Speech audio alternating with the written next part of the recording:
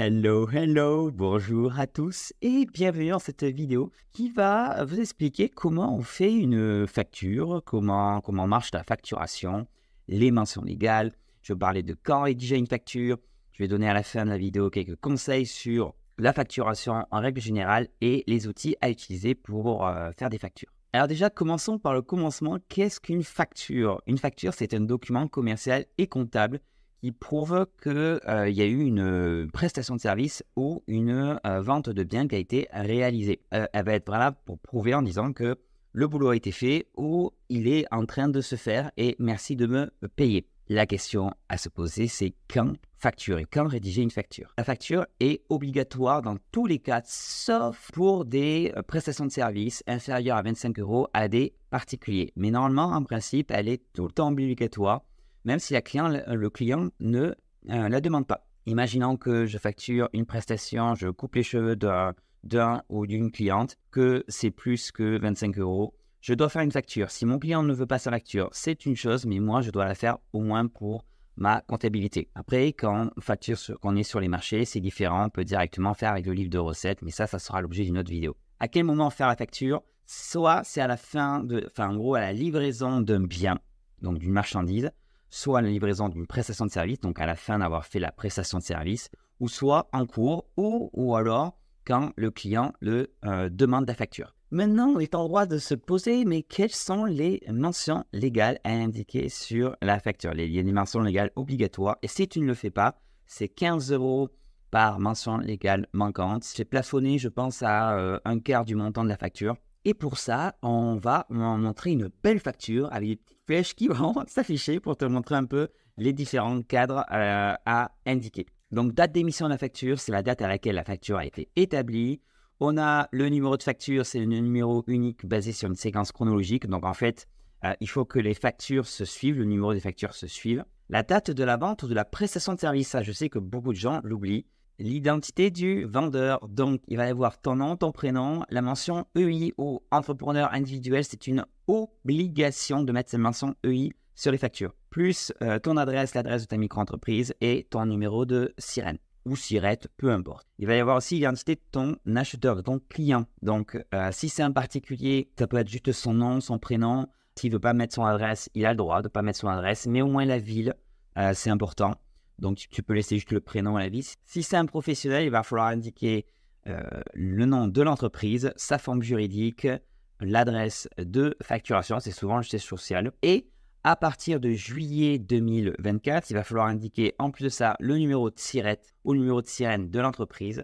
L'adresse de livraison, c'est différente de l'adresse de facturation du siège social. Et surtout, très important, le type d'opération pour chaque ligne ou pour la facture globale. Si c'est de la prestation de service, si c'est de la vente de marchandises ou si c'est une opération mixte. Je continue, il va falloir aussi faire la description des produits ou des services. Reste quand même sur la désignation, fais quelque chose de précis, il ne faut pas rester trop général, pas juste par exemple création de logo. Il faut vraiment que tu marques par exemple les allers-retours, le format des logos délivrés, etc. Ce genre de choses. Il faut vraiment donner le maximum de détails en cas de problème. Le prix unitaire hors taxe. Donc ça, très important, prix unitaire hors taxe, je précise, hors taxe, et la quantité. Et après, le montant total, c'est possible par ligne. Et après, il y aura un montant total à la fin de la facture. Si tu factures la TVA, il faut que tu indiques aussi le pourcentage de TVA pour chaque ligne, si c'est différent. Si tu ne factures pas la TVA, tu as un montant total hors taxe. Le net de taxe, tu oublies. Cette mention net de taxe, c'est montant total hors taxe à payer. Et si tu factures la TVA, tu dois indiquer le montant total hors taxe, plus le pourcentage de TVA, plus le montant total TTC. Les conditions de paiement, donc, quel est le moyen de paiement que tu proposes? Est-ce que c'est du chèque? Est-ce que c'est espèce? Est-ce que c'est carte bleue? Est-ce que c'est Stripe, etc., PayPal? Il va falloir indiquer aussi la date de règlement. Il y a plein de gens qui oublient de faire ça. C'est-à-dire, en gros, indique à réception de la facture, ou 15 jours après réception de la facture, ou 30 jours, ou 30 jours fin de mois. Attention, parce qu'il y a des choses, les factures réglables 60 jours fin de mois, normalement, ça n'a pas le droit. Deux petites mentions qui sont souvent oubliées quand on facture à des professionnels, c'est l'indemnité de frais de recouvrement de 40 € et les pénalités de retard quand on facture à des professionnels.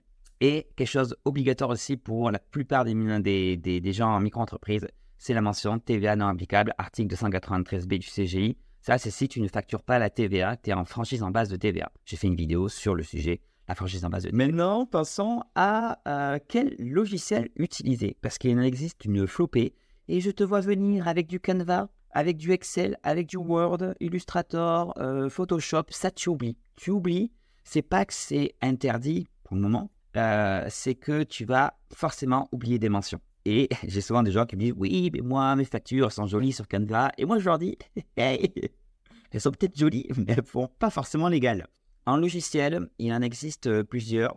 Tu vas avoir, par exemple, Henri, qui est assez connu. Tu vas avoir Freebie et tu vas avoir mon petit chouchou, mon préféré, Abby. Et Abby, c'est vraiment le top logiciel pour les micro-entrepreneurs. Et c'est pas moi qui le dis, c'est mon ami Michael. Je te le présente. Avant Abby, je faisais mes factures avec Word. Elles étaient pas jolies, mais bon, on faisait avec. Les clients me prenaient pas au sérieux. Et depuis que j'utilise Abby, ma vie a changé. J'ai enfin été payé dans les temps. J'ai pu me faire plaisir et changer de style. Maintenant, mes factures sont aux normes. Ma compta est à jour. Pas besoin de menacer mes clients pour me faire payer. Abby les relance pour moi automatiquement.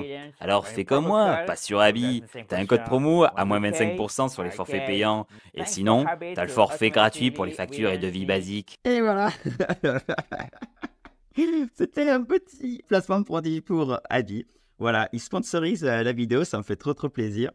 Donc version gratuite, une version payante, et je vous mets le lien directement en description de la vidéo. Pour conclure un peu la vidéo, 5 petites choses à savoir sur la facturation en micro-entreprise qui peut être intéressante. Déjà, première chose, les factures doivent être conservées pendant au moins 10 ans. Donc au moins, tu émets une facture, tu dois la conserver pendant 10 ans. Bon ça, si possible en PDF, ça serait bien, comme ça tu le mets sur un drive et tu le gardes. Ou alors papier si tu préfères du papier. Pas d'obligation de facturation si tu factures à un particulier une prestation de service inférieure à 25 €.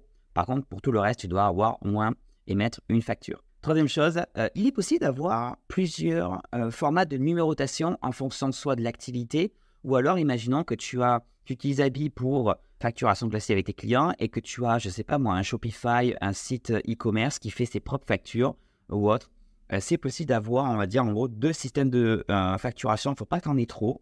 Et il faut qu'il y ait une logique entre ces 2 systèmes de facturation. Il ne faut pas que, par exemple, si tu fais du coaching, tu fais une fois avec une plateforme, une fois une facture avec une autre plateforme. Ça, normalement, il faut éviter. Quatrième chose, il n'y a pas de logiciel pour l'instant certifié, 100% conforme, machin chose. Quand tu vas avoir des logiciels qui vont te dire ça, certifié, l'État, machin chose. Non. Pour l'instant, il est possible de faire des factures, même si je ne recommande pas, sur Excel, Word, etc., tant qu'on a toutes les mentions légales, etc. Par contre, vers 2026, il va y avoir la facturation électronique qui arrive. Et ça va obliger toutes les personnes à passer par un logiciel dédié pour de la facturation. Abby va être aux normes sur ce point-là. Donc, ça sera plus possible de faire vraiment des factures sur Canva, sur Excel, Word, etc. Donc, autant mieux le faire directement. Et ce n'est pas juste une facture PDF.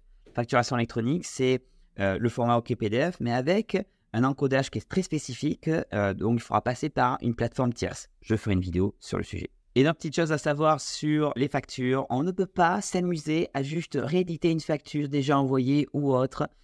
Il faut faire ce qu'on appelle les factures d'avoir, les factures rectificatives. Je ferai l'objet d'une vidéo, peut-être que ça fait directement sur le sujet, sur les différents types de factures à faire. Mais imaginons que tu as fait une facture, tu t'es trompé, tu l'as envoyé à ton client, tu t'es trompé, tu ne peux pas t'amuser à dire tiens, je vais juste rééditer la facture, hein, c'est sur Excel ou j'en sais rien, hop, et je renvoie ça au client. Non, ça, tu n'as absolument pas le droit. On ne peut pas non plus antidater. On ne peut pas s'amuser à faire, à dire, ben, tiens, on a fait la prestation il y a 1 an et on va faire une facture maintenant. Donc ça, il faut faire très attention. Il y a quand même des règles à respecter pour la facturation et c'est pour ça que je te recommande un outil, si possible, dédié. Et moi, je te recommande, bien sûr, Abby. Voilà, j'espère que cette vidéo t'a plu. Dis-moi s'il y a des points que tu souhaites voir sur la facturation ou des vidéos dédiées que tu veux que tu fasses sur le sujet. Et je te dis à très bientôt pour une nouvelle vidéo sur Amicro. Salut!